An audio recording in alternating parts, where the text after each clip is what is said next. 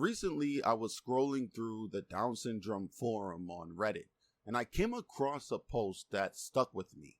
Someone said they were tired of hearing secondhand information about Down syndrome. They said, I want to hear what it actually feels like from someone who has Down syndrome. And when I read that, my mind immediately went to my daughter. Because the truth is, my daughter doesn't know she has Down syndrome. She just thinks she's a kid. And that made me ask myself something I wasn't expecting. Is my daughter normal? And that question sat with me for a few days. Because in many ways, she is a normal child. She laughs, she explores, she pushes boundaries, just like any other kid. But the way she processes things sometimes takes a little longer. So that question just stayed with me for a while. Then, a few days later, I came across a video that added another piece to the puzzle. The video said something simple that stuck with me. Children are masters at reading their parents' emotions. Even when we try to hide it, they can see it.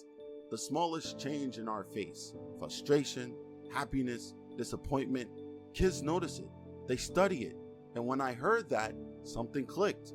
Because suddenly I started thinking about the faces my kids make when they're trying to understand me. My son has this look, almost like he's processing what I'm feeling. And then I realized something. My daughter has that same look too. The same processing face, which made me realize something I hadn't thought about before. My daughter isn't experiencing childhood differently. She's just processing it a little differently. And sometimes that means I have to communicate my emotions a little differently too. I started noticing it in small moments, like when she touches the TV. If you're a parent, you already know how that situation usually goes.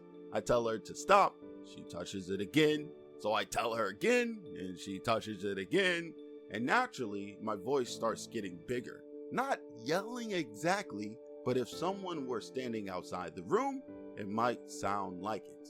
And the louder my voice gets, the more stubborn she becomes. For a long time, I thought that meant she just wasn't listening.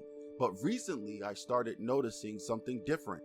My voice alone doesn't really change her behavior.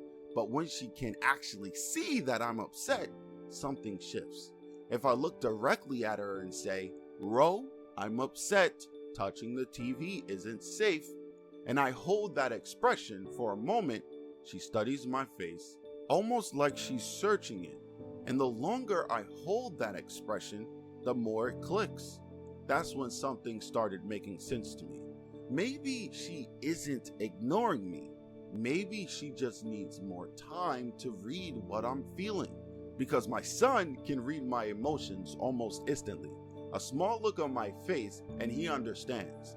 But maybe my daughter just needs a little longer. Maybe instead of a split second, it takes her a moment.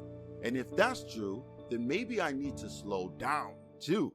Maybe I need to make my emotions clearer. Sometimes I even joke that I might need acting lessons because I have to say things like, Ro, I'm mad. Ro, that's not safe. And I have to show it in a way that I know she understands. But there's another part of this that I've been noticing.